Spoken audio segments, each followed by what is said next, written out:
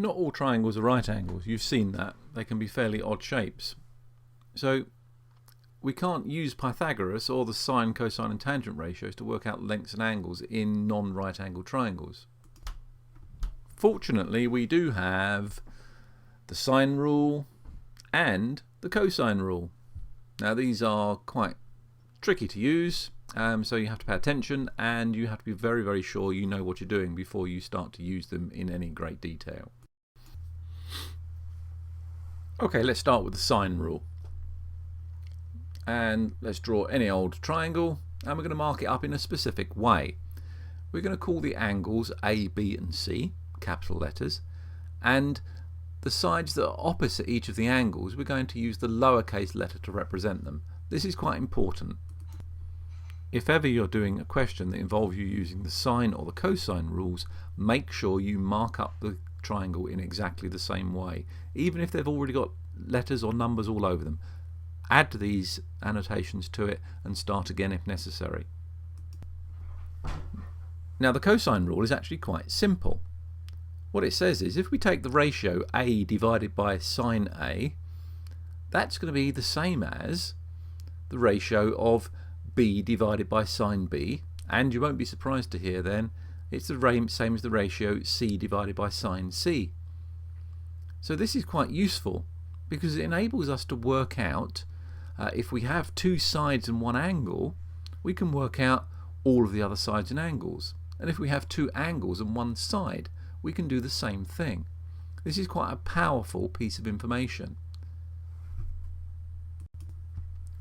Let's work through an example to see how this can help us. So we're going to draw any old triangle. We've got the lengths of two sides are given to us and one of the angles. So we're needing to find the missing angles and lengths. So using the sine rule, we can say that 8 divided by sine 50, that's the 8 and the angle is the one opposite, is the same as 10 divided by sine of B. We have an equation now where we have one unknown, B. So let's rearrange this equation so we have sine B on one side all on its own. So we multiply both sides by sine 50, multiply both sides by sine B, and divide both sides by 8. And we get sine B is equal to 10 sine 50 divided by 8. Replace those with the values that we have for them. We've got 10 and we've got 8, and we can find out what sine 50 is from our calculator. So we get sine B is equal to 10 times 0.766 all divided by 8. And that gives us sine B is equal to 0.9575. So we put that in your calculator. B is equal to sine to the minus 1 of that value. So depending on how your calculator works, press the sine to the minus 1 button, put in 0.9575, and then you'll get the answer out that the angle B is going to be equal to 73.23 degrees. That's actually quite simple, isn't it? It sounds quite complex, doesn't it, using the sine rule, but it's actually quite simple to use as long as you remember how to rearrange those equations. Once we have this angle, we now have two of the three angles in a triangle, and we know that the angles in a triangle add up to 180. So we can use that fact to work out that the third angle is 56.77 degrees. So all we have left to find is the length C, and I'm sure you can see that you can use the sine rule again, rearranging it so that you get C is equal to 8 times sine 56.77 degrees divided by sine of 50 degrees. Plug those values into your calculator, and you should be able to do that all on one line, and you'll end up with a value of C is equal to 8.74.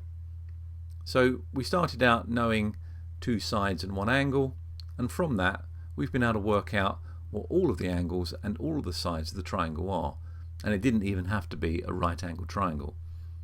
So I think you can agree that the sine rule is a fairly powerful piece of mathematics that can help you working out values of lengths and angles in any triangle that you like. Okay, let's move on to the cosine rule.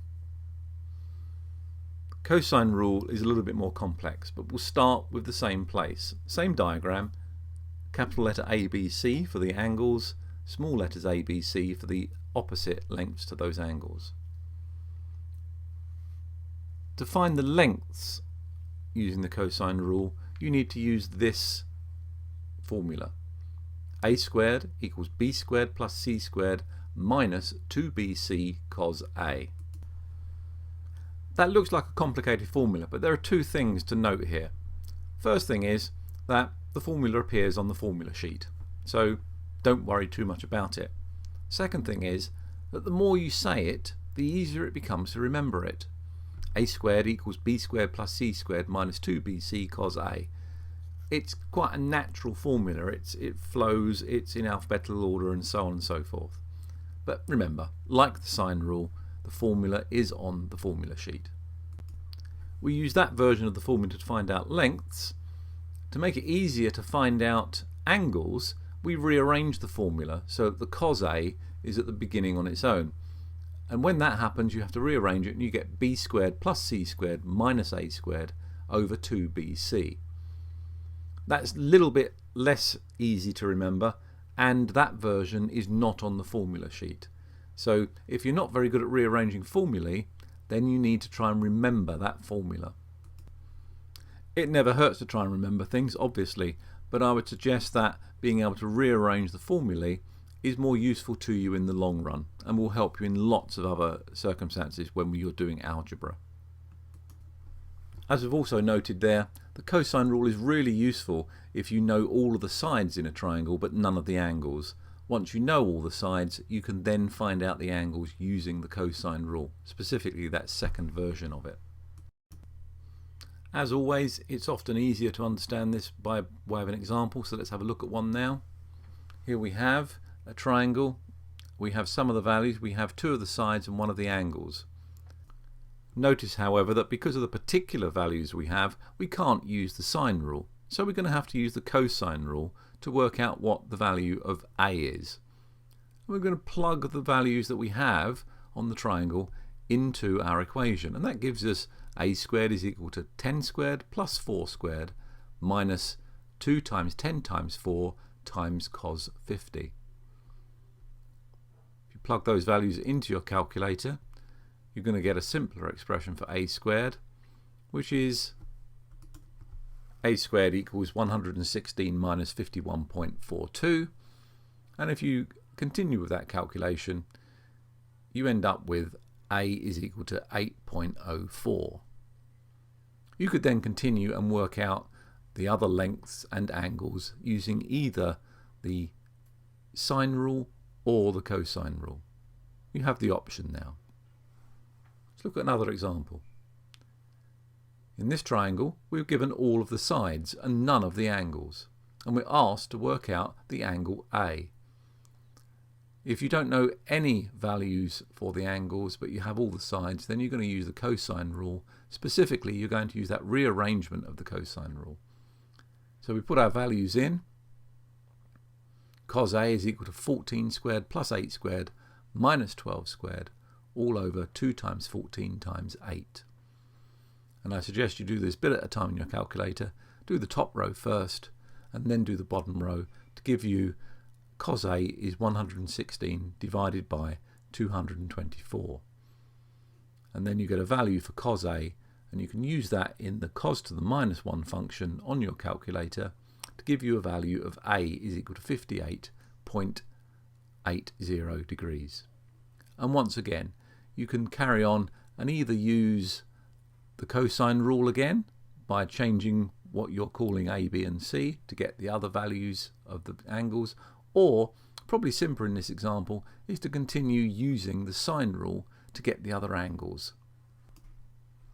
With the sine and the cosine rules, we're dealing with triangles that are not right angle triangles, and therefore it's a little bit harder to make an assessment of whether an answer we get looks right or doesn't look right.